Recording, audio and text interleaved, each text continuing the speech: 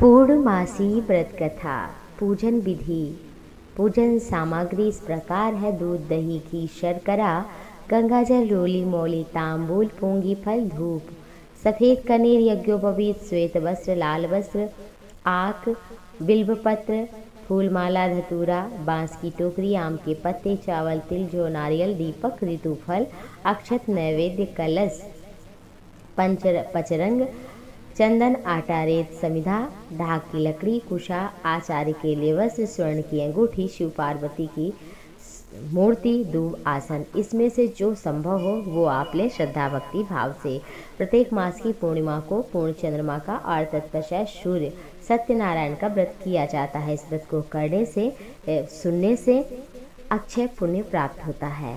पूर्णमासी का व्रत करने वाले स्त्री पुरुष को प्रातःकाल 4 बजे उठकर स्नान आदि से निवृत्त होकर के भगवान शिव का पूजन अभिषेक करना चाहिए। विधि विधान से जो भी संभव हो अवश्य ही करें। पूर्णमासी व्रत कथा इस प्रकार है। एक समय की बात है, द्वापर युग का समय था।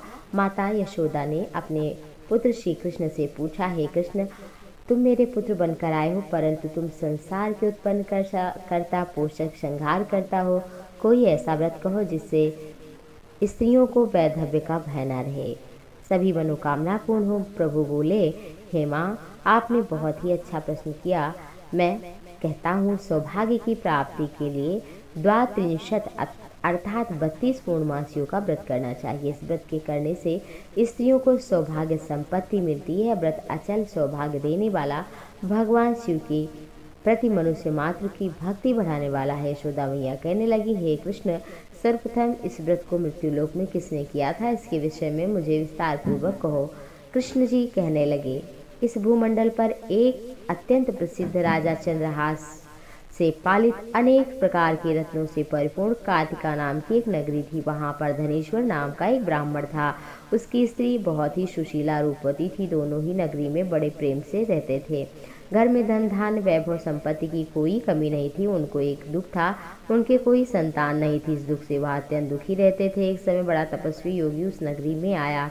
वह योगी उस ब्राह्मण के घर को छोड़कर सभी घर से भिक्षा लेता था। एक दिन जब उसके घर से भिक्षा नहीं लिया और गंगा के किनारे जाकर खा रहा था, तो अपनी भिक्षा से अनादर का दुखी होकर के धनेश्वर योगी जाकर उसके पास बोला, प्रभु, आप तो सबके घर से भिक्षा लेते हैं, मेरे घर से नहीं।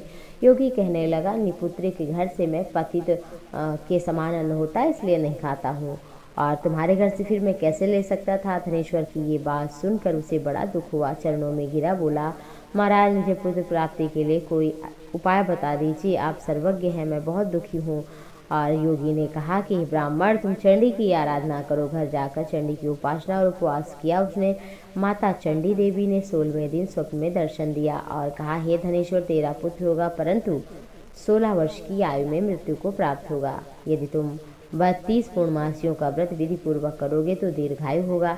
जितनी तुम्हारी सामर्थ्य हो आटे के दिए बना लेना और उसे भगवान शिव का पूजन करना, लेकिन पूर्णमासी 32 अवश्य करना। प्रातःकाल होने पर इस स्थान के समीप तुम्हें आम का वृक्ष दिखाई देगा। उस पर चढ़कर तुम एक फल तोड़ लेना और अपने घर शीघ्र चले जाना। अपनी स्त्री से सब वृत्तांत कहना। ऋतु स्नान के पश्चात स्वच्छ होकर भगवान शिव का ध्यान करके उस फल को खाएगी, तब भगवान शिव की कृपा से गर्भ होगा। जब वह ब्राह्मण प्रातःकाल उठा तो उस निर्जन स्थान पर उसे आम का वृक्ष दिखा, जिस पर एक अत्यंत सुंदर आम लगा हुआ था। उस ब्राह्मण ने जब वृक्ष पर चढ़कर फल तोड़ने का प्रयास किया तो नहीं तोड़ पाया। तो भगवान शिव के पुत्र गणपति, जिनकी प्रथम पूजा की जाती है, किसी कार्य से पहले विघ्न विनाशक गणपति भगवान का ध्यान किया और फिर वृक्ष पर चढ़ गया। एक अति सुंदर आम का फल देखा। उसने सोचा, जो वरदान से मिला था वह यही है। फिर तो वो तोड़ लिया और लाकर अपनी पत्नी को, स्त्री को लाकर खिला दिया। पति के कथनानुसार उस फल को खा लिया और वो गर्भवती हो गई। देवी जी की परम असीम कृपा से एक सुंदर पुत्र रत्न हुआ। उसका नाम उन्होंने देवी दास रखा। लेकिन शोक और हर्ष दोनों ही था, क्योंकि उसकी आयु केवल 16 वर्ष। भवानी की कृपा से बालक बड़ा सुंदर, सुशील और विद्या पढ़ने में निपुण हो गया। माँ दुर्गा की आज्ञा अनुसार 32 पूर्णमासी का व्रत प्रारंभ किया, जिससे उसका पुत्र बड़ी आयु दीर्घायु वाला हो। 16 वर्ष लगते ही देवी दास के माता पिता को बड़ी चिंता हुई कि कहीं पुत्र की मृत्यु ना हो जाए हमारे सामने, इसलिए उन्होंने उसके मामा अर्थात अपने साले को बुलाया और कहा, देवीदास को लेकर के आप जाइए काशी, 1 वर्ष तक वो वहाँ पढ़ेगा और फिर उसके बाद अनाज का प्रबंध करके माता पिता ने देवीदास को मामा के साथ एक घोड़े पर बैठाकर विदा कर दिया। लेकिन वो मन की बात नहीं बताई। धनेश्वर पत्नी पुत्र की कामना, दीर्घायु के लिए भगवती दुर्गा की आराधना, पूर्णमासी का व्रत प्रारंभ किया। इस प्रकार बराबर 32 पूर्णमासी का व्रत पूर्ण हो गया। कुछ काल के पश्चात एक दिन दोनों मामा और भांजे रात्रि में एक मार्ग में गांव पड़ा, वहां पर ठहर गए। उस दिन उस गांव के एक ब्राह्मण की बड़ी ही सुंदर सुशीला विदुषी गुणवती कन्या का विवाह संपन्न होने वाला था। जिस धर्मशाला के अंदर बारात वहां पर ठहरी हुई थी, उसी धर्मशाला में देवीदास और उसके मामा भी थे। संयोग की बात है, कन्या को तेल आदि चढ़ाकर मंडप आदि का कार्य भी किया गया। फिर वर को धनुर्वात हुआ। वर के पिता ने अपने घर वालों से परामर्श किया और निश्चय किया कि देवीदास मेरे पुत्र के जैसा ही सुंदर है, मैं इसके साथ अपने लग्न करा दूं विवाह में तो वो सही रहेगा और बाद में विवाह का कार्य मेरा लड़का कर लेगा। ऐसा सोचकर देवीदास के मामा से बोला, तुम थोड़ी देर के लिए अपने भांजे को हमें दे दो, हम विवाह आदि सुचारू रूप से करा लें। बोला कि जो भी मधुपर्क आदि के समय धन मिलेगा वो हमें दिया जाए। स्वीकार हो गया। यह बात वर के पिता के स्वीकार कर लेने पर भांजा वर बनने को चला गया। सारा कार्य रात्रि में विवाह का संपन्न हुआ। पत्नी के साथ वह भोजन नहीं कर रहा था। अपने मन में सोच रहा था कि पता नहीं किसकी स्त्री है और हमसे इसका विवाह हो गया। उसके नेत्रों में अश्रु आ गए कि मैं अब दूर जा रहा हूँ। तब वधू ने पूछा कि क्या बात है, आप इतने दुखी क्यों हैं। तब उसने सारी बात बताई, वर के पिता और मामा में जो हुई थी वो बता दी। तब कन्या बोली कि यह ब्रह्म विवाह के विपरीत कैसे हो सकता है। मैंने तो ब्राह्मण देवता अग्नि के पास आपको अपना पति माना है, आपके साथ मेरा विवाह हुआ है। बोला कि मेरी आयु बहुत कम है, हमारे बाद क्या होगा। वो बोली कि जो आपका होगा वही मेरा होगा, उठिए आप भोजन करिए। और दोनों ने भोजन किया, सोते रहे। रात में जब रात्रि बीती, 4 बजे सुबह उठा। देवीदास अपनी पत्नी को 3 नगों से जड़ी हुई एक सुंदर अंगूठी रुमाल दिया और कहा, हे प्रियतमा, इसे लो, रख लो संकेत समझकर और स्थिर चित्त हो जाओ। मेरा मरण जीवन जानने के लिए एक फूलों की वाटिका बनाओ, उसे जल से सींचना। जिस दिन मेरा प्राणांत होगा उसमें के फूल सूख जाएंगे, लेकिन यदि बाग बगीचे उसमें के फिर से हरे हो गए तो जानना कि मैं जीवित हूँ, इसमें कोई संशय नहीं है। यह समझा कर चला गया। प्रातः काल होते ही बाजा बजने लगा। विवाह के कार्य पूर्ण हुए। बराती मंडप में आए। कन्या ने वर को भली प्रकार देखकर अपने पिता से बोली, यह मेरा पति नहीं है, जिसके साथ मेरा पाणी ग्रहण हुआ था वो ये नहीं है। नहीं तो ये बताए कि इसने मुझे क्या दिया था और गुप्त बात क्या हुई थी। बता नहीं पाया। फिर तो बारात लज्जित हुई, अपना मुंह बनाकर वो चला गया। भगवान श्री कृष्ण कहने लगे, माता, इस प्रकार देवीदास काशी विद्याध्ययन के लिए चला गया। जब कुछ समय बीत गया तो काल से प्रेरित होकर एक सर्प रात्रि में उसको डसने के लिए आया। उस विषधर के प्रभाव से सैन का स्थान चारों ओर से विषैला हो गया, परंतु 32 पूर्णमासियों के व्रत के प्रभाव से वो कुछ कर नहीं पाया, लेकिन मूर्छित अवश्य हो गया। और उसी समय भगवान शिव की कृपा से पार्वती जी के साथ में दोनों ही वहाँ पर माता पार्वती भगवान शिव पधारे और मूर्छित दशा में देखकर पार्वती मैया भगवान शिव से कहने लगी, इनकी माता ने 32 पूर्णमासी का व्रत किया है, इसे अवश्य ही आप मूर्छित से दूर करिए, इसे प्राणदान दे दीजिए। भवानी के कहने पर भक्तवत्सल भगवान शिव ने उसे प्राणदान दिया। इस व्रत के प्रभाव से ही काल मृत्यु को छोड़ देना पड़ा और स्वस्थ चित्त होकर बैठ गया। उधर उसकी स्त्री उसके काल की प्रतीक्षा किया करती थी। जब उसने देखा कि पुष्प वाटिका में पत्र पुष्प कुछ भी नहीं रहे तो उसको बड़ा आश्चर्य हुआ। वह वैसे ही हरी भरी हो गई, जान गई कि जीवित हो गए हैं। देखकर बड़ी ही खुशी हुई। पिता से बोली, मेरे पति जीवित हैं, आप उन्हें ढूंढिए। जब 16 वर्ष व्यतीत हुआ तो देवीदास भी अपने मामा के साथ काशी चल पड़ा। इधर उसके ससुर ढूंढने के लिए अपने घर से जाने ही वाले थे कि दोनों मामा भांजे आ गए और उन्हें आया देखकर ससुर जी को बड़ी प्रसन्नता हुई, अपने घर ले गए। उस समय नगर के निवासी भी आ गए और सबने कहा, हाँ यही है वो विवाह जिसके साथ बालक जिसके साथ कन्या का हुआ था। विवाह बालक को जब कन्या ने देखा तो पहचान लिया और कहा ये वही है, और फिर भला हुआ अच्छा हुआ सब ऐसा कहने लगे। नगरवासियों ने आनंद बनाया। कुछ काल बाद देवीदास अपनी पत्नी मामा के साथ ससुर के घर से बहुत सा धन दहेज लेकर अपने घर के लिए प्रस्थान किया। जब गांव के निकट आए तो कई लोगों ने देखकर जाकर उनके माता पिता को बताया कि देवीदास अपनी पत्नी मामा के साथ आ रहे हैं। ये सुनकर उनके माता पिता को विश्वास नहीं हुआ, लेकिन जब लोगों ने कहा कि हाँ ये बात सही है तब बड़ा आश्चर्य हुआ। थोड़ी देर बाद देवीदास ने आकर अपने माता पिता के चरणों में सिर रखकर प्रणाम किया और उसकी पत्नी ने अपने सास ससुर के चरणों को स्पर्श किया, प्रणाम किया, आशीर्वाद मिला। दोनों की आंखों में प्रेम आंसू आ गए। अपने पुत्र वधू को देखकर बहुत खुशी हुए और इस खुशी में धनेश्वर ने एक बहुत बड़ा उत्सव किया। ब्राह्मणों को बहुत सा दान दक्षिणा दिया। भगवान श्री कृष्ण बोले, इस प्रकार धनेश्वर 32 पूर्णमासियों के व्रत के प्रभाव से पुत्रवान हुआ। जो भी स्त्रियां इस व्रत को करती हैं वे जन्म जन्मांतर में विधवा नहीं होती हैं, सौभाग्यशाली रहती हैं। मेरा वचन है, इसमें कोई संदेह नहीं है।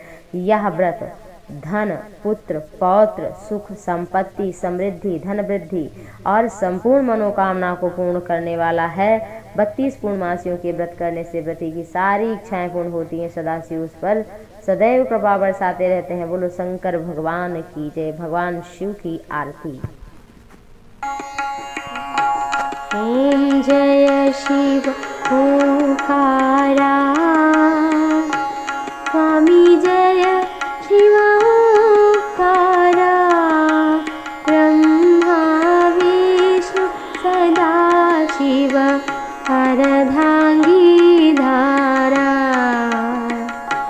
ओम जय शिव ओंकारा, एकानन चतुरानन पंचानन राजे, हंसानन गरुडासन वृषवाहन साजे। ओम जय शिव ओंकारा, दो भुज चार चतुर्भुज, 10 भुजवती सोहे, तीनों रूप निरखता निस दिन मन मोहे। ओम जय शिव ओंकारा,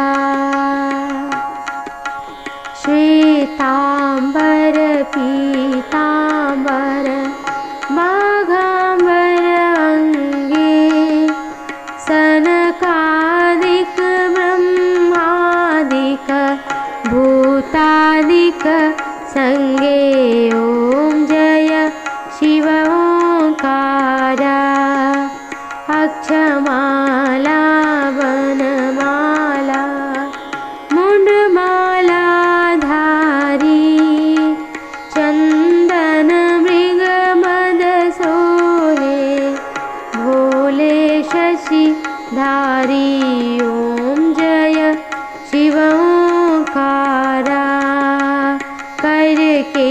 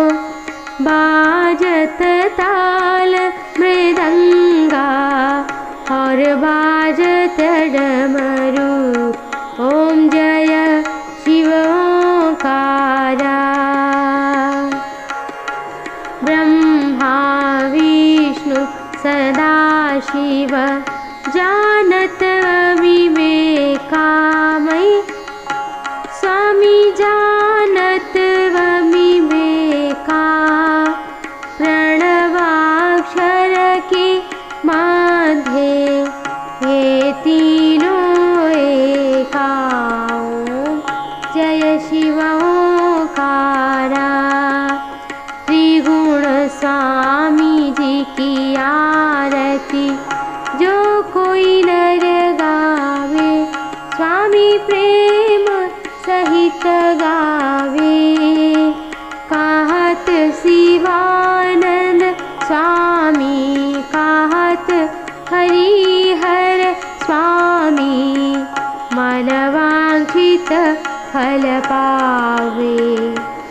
ओम जय शिव ओंकारा कर्पूरगौरं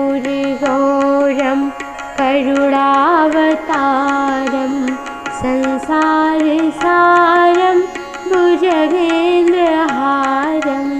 सदा वसन्तं हृदयारविन्दे। भवं भवानी सहितं नमामि। भवं भवानी सहितं नमामि।